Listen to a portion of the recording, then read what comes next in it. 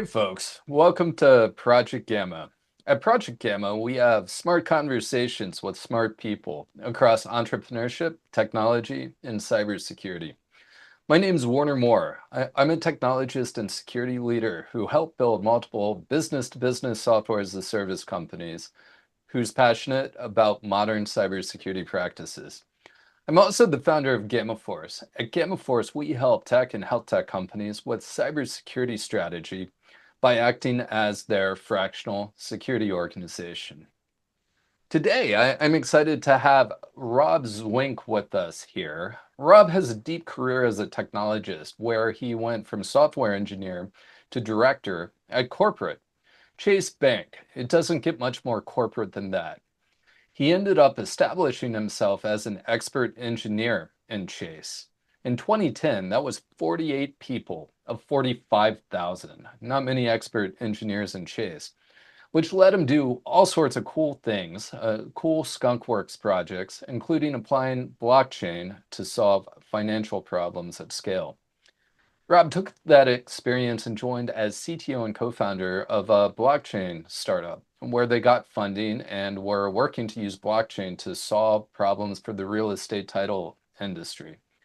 And he never looked back, where among his current entrepreneurial endeavors, he's still focused on solving the real estate title problem as co-founder and CTO of Razi. Welcome, Rob.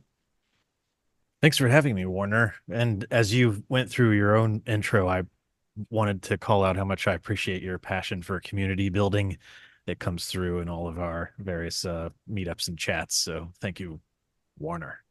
Oh, thanks, Rob. I appreciate it. I mean, that's what life's all about, right? Doing cool things with cool people. And community is a great platform for that.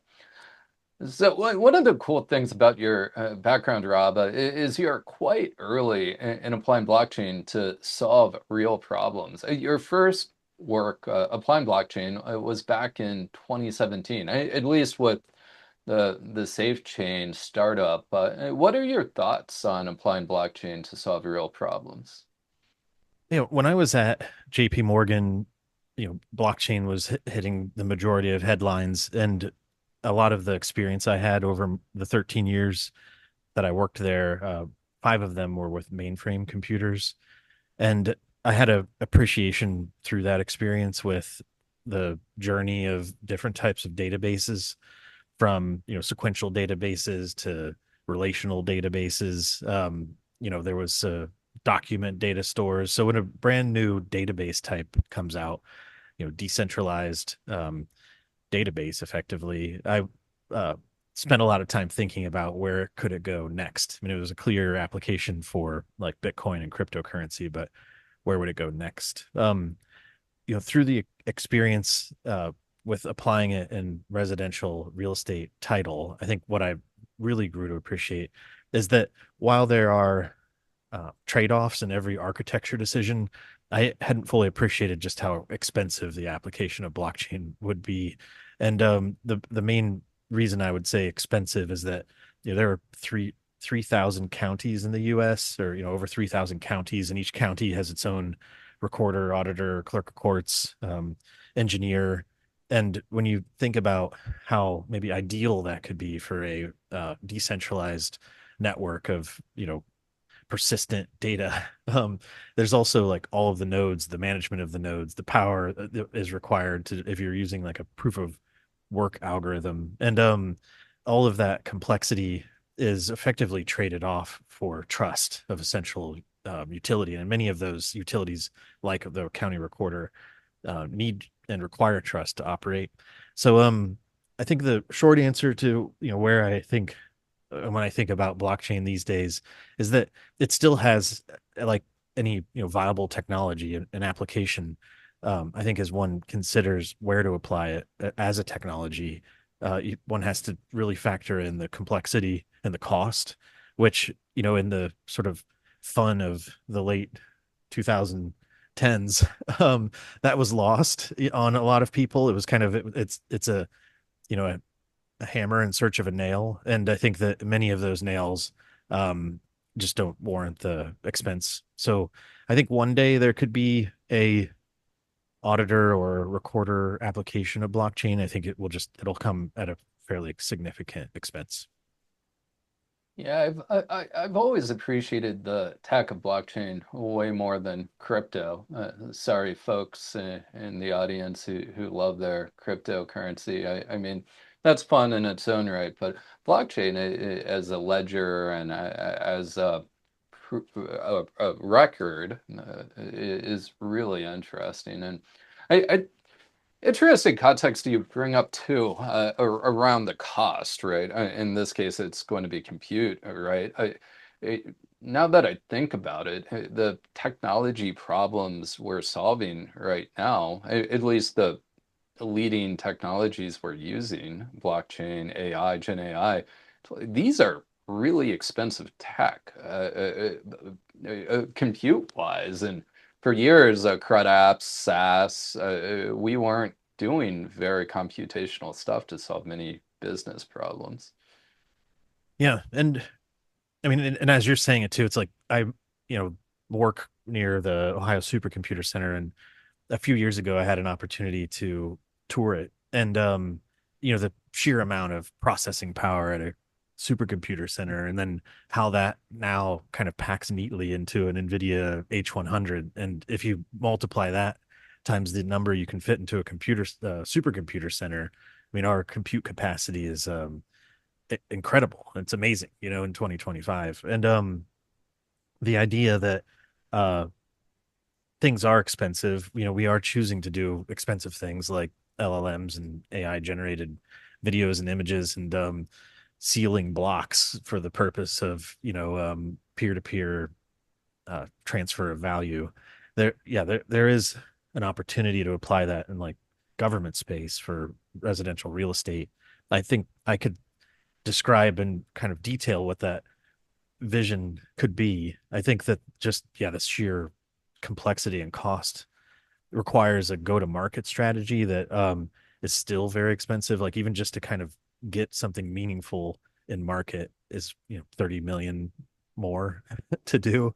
So I identify these days as a bit of a blockchain skeptic, not because I don't believe the technology works, because it clearly works. I think the skepticism comes more from the narrow application, or maybe the like naivety that can come with not fully appreciating how the trade-off when you're implementing something that requires a third party you trust versus is it worth having a solution that doesn't require that trusted third party.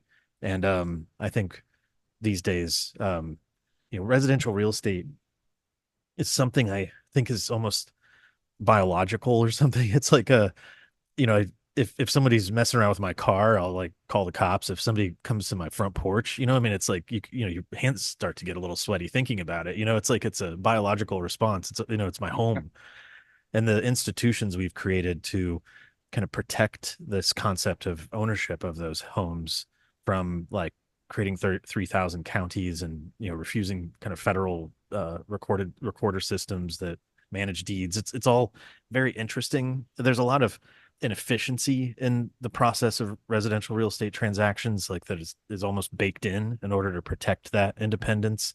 So creating technology solutions for that industry, began with the application of blockchain as an emerging technology.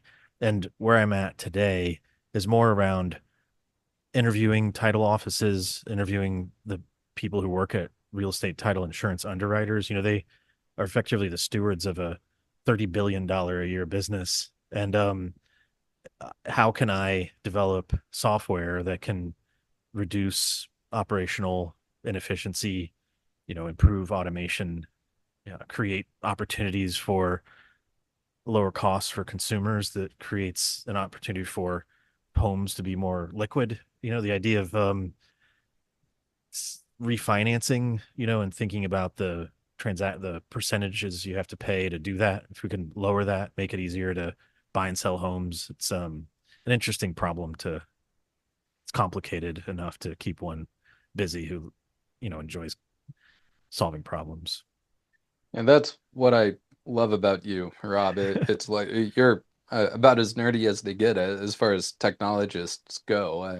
You're incredibly smart when it comes to technology problems, but you're grounded enough in that was startup businesses. In these businesses, we're trying to solve business problems, right? So being able to put that technologist hat on, but frame it in a way in the businesses we're building that we are creating value for the market for the problem we're trying to solve for them.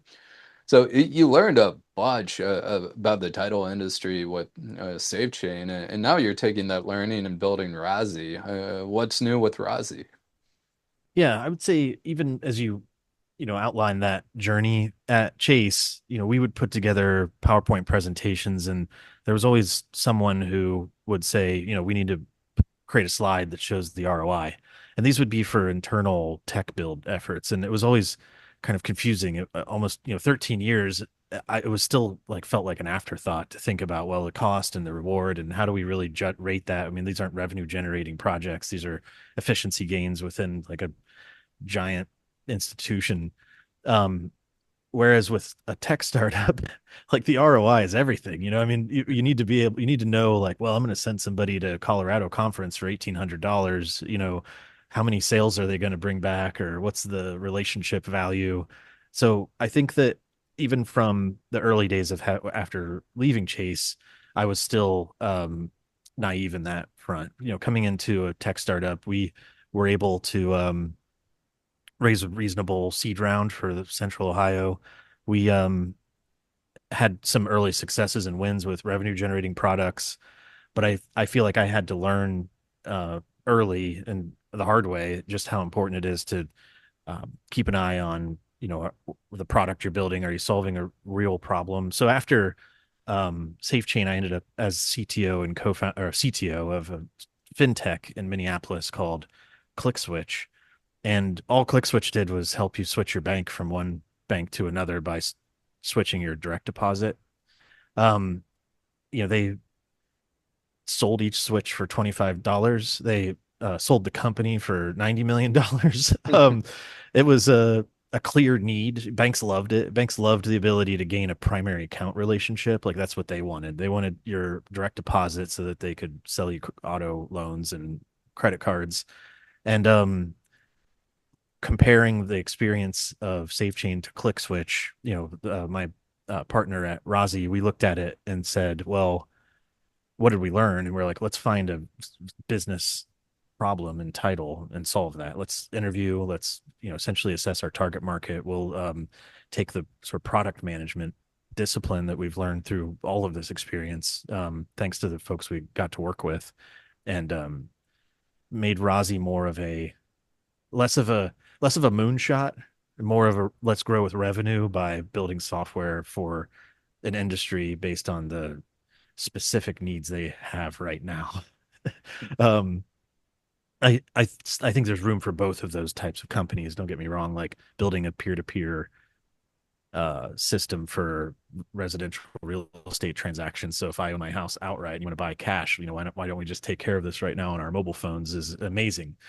Um, that said, interviewing a title office owner down the street and saying, hey, what are your, challenges?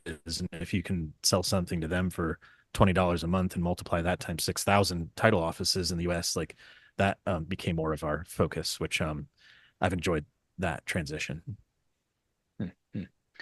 Yeah, I like how you're reframing your entrepreneurial journey, at least with one of your latest startups, Razi, thinking about, oh, well, what problem is being solved for the market? Will they pay for it? And less about technology looking for a problem to solve. It's Exactly. looking for a market with a problem to solve. Uh, Makes a much better business. So in your career, you've been all about taking and applying innovative technology to solve real business problems. I take it for granted that folks with deep expertise, like yourself, often have non-traditional backgrounds. Share about some of your career journey as a technologist. Oh, I'd love to. And for such a long time, it was a part of my like professional personal identity that I'd had one quarter of college, and these days now that feels so long ago. So it's fun to talk about this journey because it's been a while since I've thought about it. But I grew up in Marion, Ohio. The last 2 years of high school, I went to Tri Rivers Career Center and got a vocational certificate in electronics. So if you need your VCR cleaned or the bands on your cassette tape replaced, you can call on me. The I came to the big city, Columbus, Ohio, and I got a job as a waiter at the Continent, BG Salvies. I'm decided that this time I'm going to work in the front of the restaurant and learn to talk to people, and I was a horrible waiter. So I ended up back in tech, repairing laptop computers, and for the company that owns Micro Center. So I stayed with Micro Center, walk-in tech support, laptop computer repair. I ended up at their home office, and I worked on microcenter.com for 5 years when it transitioned from being a brochure website to e-commerce. And I remember the day we went live, the essentially the executive sponsor of Micro Center was surprised that it did as well as a store. And that was a surprise for everyone. They didn't think that it was going to be as successful as a store. And that opened my eyes to kind of the capability of what the internet brings to brick and mortar. And I'm so glad that Micro Center has weathered all these years. And I joke that if they had like church service, I'd probably attend. I love Micro Center. So the point of that story is that was with like a quarter of Columbus State. I essentially had stopped going to Columbus State, and when I got my job at JPMorgan, um, I'd had a career, and at that point in software engineering that was largely applied. It was through being self-taught, and was also something that I kind of got tired of identifying with the absence of a college degree. So I ended up over the course of 11 years getting a computer science bachelor's from Franklin University, and appreciated that. I was glad to sit through like a discrete math class or calculus and be older and appreciate it. It was a great way to spend the early years of my uh, first kid, and getting away and nerding out on more classical education. And then I would just put a bow on it with I feel like the journey through applied technology to later learning more of the discipline around how computer algorithms are made to be more efficient, or the difference between discrete mathematics and calculus, led me to a better appreciation for creating software. And that I generally, and maybe very early on, was a fan of agile software delivery, being kind of hands on keys and not being afraid to break something.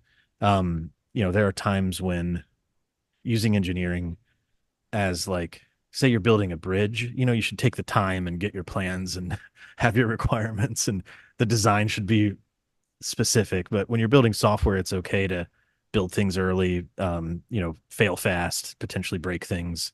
And and that was something that was an interest very early. So I would say then, yeah, the non-traditional background was more around I don't know if these days how non-traditional that is. So as I've talked to people, especially who entered in around the same time I did, which would be the, I guess, mid to late 90s, there's a lot of folks with music degrees and no degrees or math degrees, or few. I think a lot of the people who went to, say, Ohio State around that time for computer science learned a, a computer programming language that wasn't actually used at in business. It was like a OSU specific computer programming language. And I always sort of felt like they ended up leaving college burned out with programming, where, I get to go home and wire up my LAN and play Quake and listen to Deftones and figure out how DNS works. And so I still, I think, carry that enthusiasm for technology, and that it's, very much self-directed. And I'm glad I get paid to do it. I built my first 10 base 2 network for Doom. I think as a up to 10 base T by the time Quake was out, but Hmm. it was hub. It wasn't switch, so that 10 Nice. megabit was a shared bandwidth network. Oh man. Yeah, I remember the apartment on East Blake when we got Roadrunner cable modem installed for the first time, and it just blew my mind, you know? Oh yeah, we're so spoiled these days. The first time I got a gigabit internet connection in my house, I was just besides myself, and Yeah. my local network is 10 gigabit, right? No, that's a nerdy thing to do, right? But Uh-huh. it just illustrates how far technology has come. We take it for granted these days. But it does take a special person to like want to find a large file to download just so you can watch it download. It's funny. I have like when I transfer files to across my network, I have witch hats, bandwidth lag and spikes, and it's because the hard drive that it's being copied to can't. uh, It's not as fast as the network. Uh, Nice. yeah, it's your point. Like when you started your career, right? I introduced it as non-traditional, but you're so right. I think of it as typical, right? The typical background of technologists of a certain generation is atypical, or Hmm. um, Yeah, it is in hindsight, like in the moment, like I suppose like many people you talk to I felt like a outsider, you know, the imposter. But I was still pretty good programmer. So and then in hindsight, I'm realizing like pretty much everybody had the same kind of perspective. So yeah, it's been good for that reason. I can't cite this quote. I forget where the origin is, but I'll paraphrase it. It's like. We are no better than anyone else in the room, and we are no worse than anyone else in the room. I think that's important to remember for everyone to remember, right? You mentioned algorithms, and you reminded me of a book I don't commonly cite, but I think is particularly interesting. At least it was for me as a technologist. It's called Algorithms to Live By.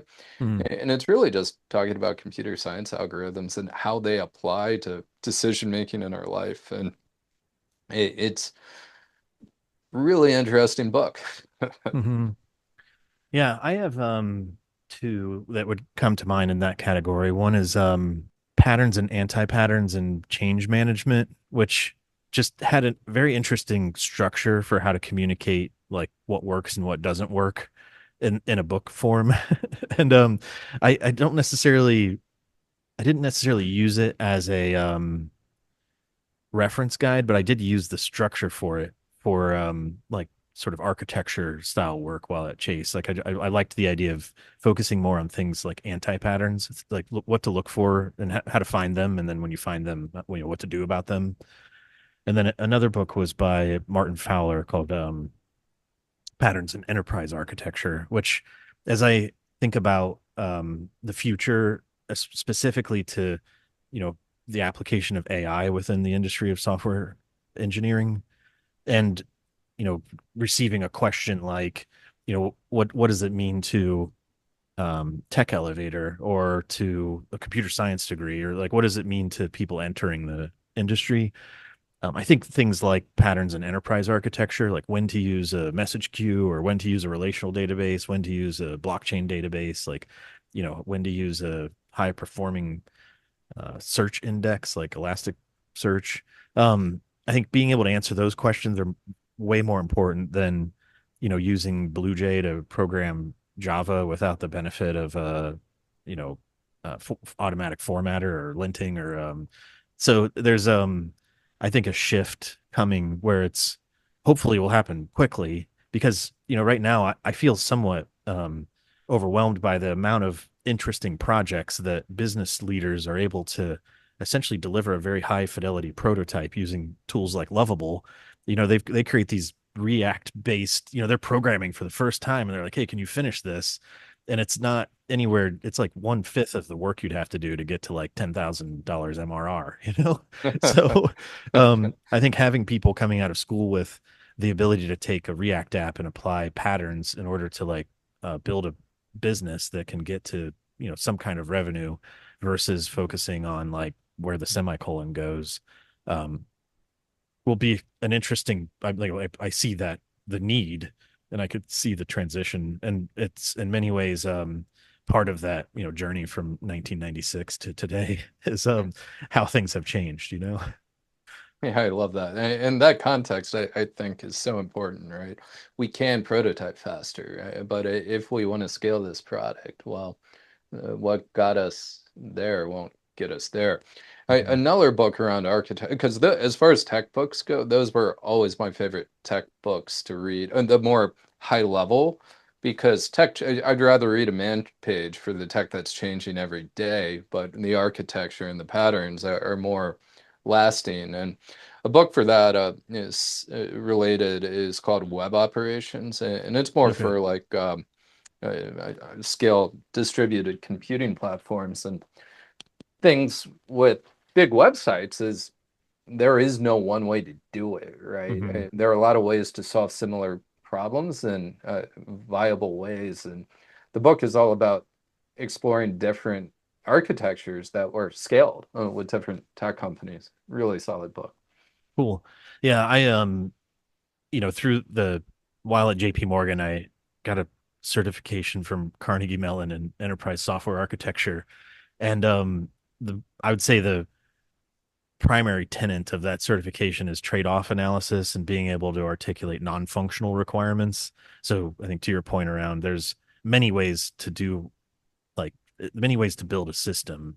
I think knowing which it's almost like you have to pick, both of these will work. How do you know which one to choose? And being able to do that in a systematic way feels like engineering, and it can be done in a way that's methodic. And I have and still do that type of decision making at a startup too. Sometimes the non-functional requirement is time to market. If you don't get it out fast enough, everybody has to go home. So if you can get it out fast enough in a way that like is going to be something you're proud of like 5 years from now, like how do you make those decisions where in 5 years you may be willing to swap it out with something else. So that fortunately, as I'd kind of talked about my early career, I've never been somebody who's like, it has to be perfect or I'm not going to work on it. Like I feel like I'm willing to kind of get in and, you know, create things and make things and see how they work. But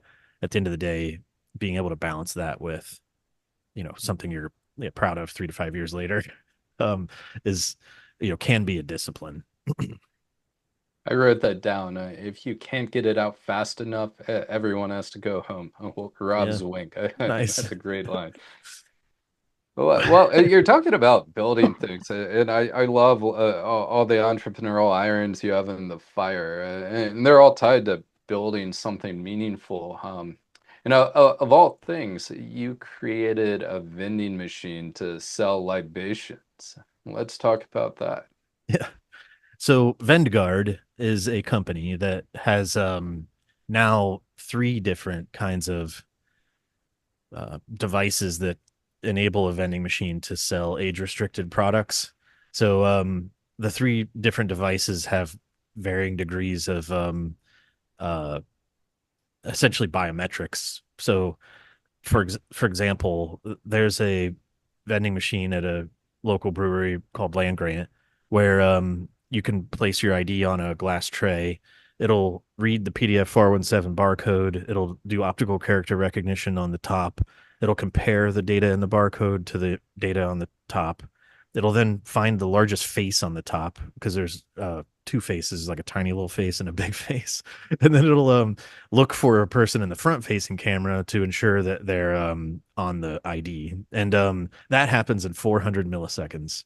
Hmm. And if because there's actually a IBM or a Lenovo ThinkStation T1000, which is some like NVIDIA 4 GB VRAM. So it's GPU offloaded and pretty high tech. And if all of those things are true, this old Pepsi machine with custom logos on it, custom graphics, will operate like a normal vending machine. Um, when I started that project with two co-founders, you know, I certainly like went immediately to my JPMorgan days, I'm like, hey, I like this idea. Like I like the idea of like often an opportunity to join software engineering with hardware. Like I learn a ton as a professional whenever I do that. I'm like excited about this to do in my garage, but like I don't want to do it if it is illegal. So we really spent the initial part just understanding the compliance requirements. We built a matrix of every like Ohio law in Ohio, how our system could have a technology control in place to comply with that. And then we worked with lobbyists. We met with various state level organizations. I mean, all the while like building this prototype that took 2 minutes round trip to do the verification. And so as we've been honing this now over 2 years, we have an opportunity to put 10 of these machines at the shoe. So, or the shoe, which is the Ohio State Stadiums, which is one of the largest stadiums in the US, if not the world. And And college football, the shoe is a big deal. oh man.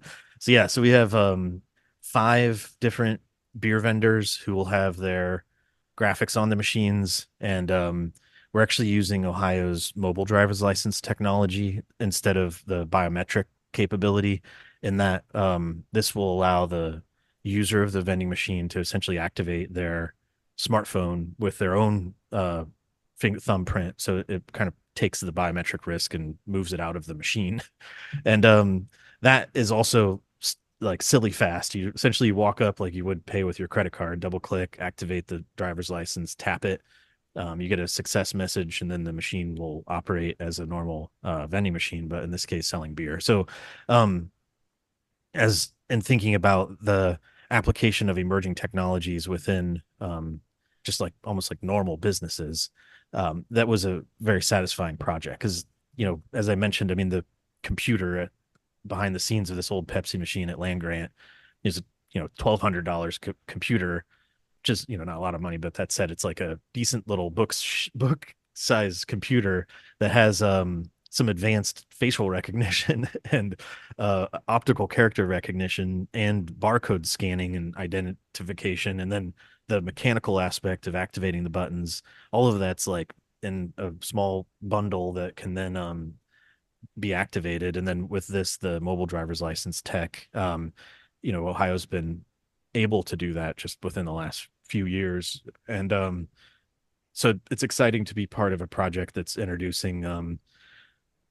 ideally, you won't see these in bars where, you sit and interact with the bartender and get to enjoy the community around it. But, if you're at a place that needs that scaling, say at halftime, you don't want to necessarily wait for, you're not there to strike up a conversation. And it feels like an opportunity to sell more beer and reduce wait times, add some customer delight when it comes to these machines look cool. And so yeah, that's an exciting one too.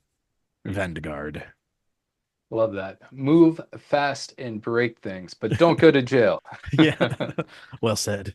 That's what that was, I suppose, one of the big lessons at JP Morgan when I first started. I mean, I was still a bit of a, I don't know the right word, maybe rebellious or something. Like I was working in a mainframe department and I was, programming Java programs, which is, like back in 2000, what, four, that's like, no one ran Java on mainframes. And then I feel like I was able to do some interesting things by kind of questioning assumptions. Like I connected IBM DB2 to IMS over like a Java bridge, and that was interesting to people. And I feel like I always was somewhat swimming upstream. And then in 2010, when I went through this expert engineer program, um, I feel like I had a better appreciation for the complexity of a large organization and how to maybe learn the rules, play by those rules, win the game by playing by the rules.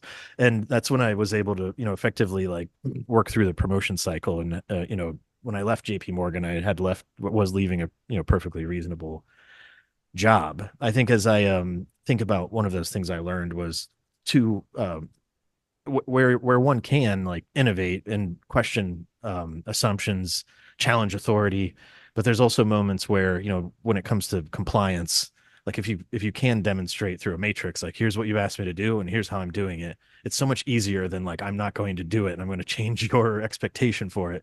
So for the state of Ohio specifically, I mean, we invested a lot of time, energy, money into figuring out how to comply. And when we did, and I feel like that was probably in some ways one of the innovations. It was yeah, it was very satisfying. Hmm, that's great. So Rob Zwink, the person who left a perfectly reasonable job to enter the startup space. Share your closing thoughts. Anything you'd like to leave the audience with as we wrap up? Yeah. Well, first, thanks for having me. I'm fortunate I feel like as I go to these various network events, there's moments where I see people kind of making beelines to the folks they're most comfortable talking to. And I feel like we often end up in those situations. So thanks also for being my friend over the years. And yeah, from a parting thoughts perspective, I love programming. I love technology. I love the application of innovation within existing business process problems. I'm fortunate to work with a number of people who share that enthusiasm. And yeah, I guess as I look back, some of the places I left, like be it Marion or microelectronics or JPMorgan, had a degree of gravity that I needed inertia. And as I have left the gravity of those places, it's been awesome. So while it's been a journey, yeah, I'm glad. And for many of the people I talk to, they're in situations where they'd like to do something similar. They'd like to leave a big company and do startups. I mean, it's been hard, and maybe I suppose in final thoughts, feel free to reach out. I'm based here in Columbus, Ohio, Rev One Ventures, and you can come by. That's where my office is, at the Rev One Ventures Lab. Feel free to shoot me a note, and I'll be glad to continue the conversation. So, thank you, Warner. My pleasure, Rob. Thanks for being here. If folks want to reach out, how should they do that? Email, LinkedIn, show up at the Revel One Labs office? Yeah, any of those would work. I suppose the easiest one would be look me up on LinkedIn, Robert Zwink. I'm the only one as far as I know. So yeah, just add me, message me. You can find me pretty easily online, or maybe my bio for your podcast will include contact info. That works too. All right, great. Well, thanks again, Rob, and thank you, all of you, for listening to Project Gamma, presented by GammaForce.io. If you've enjoyed this podcast, check us out on your favorite podcast platform to catch future episodes.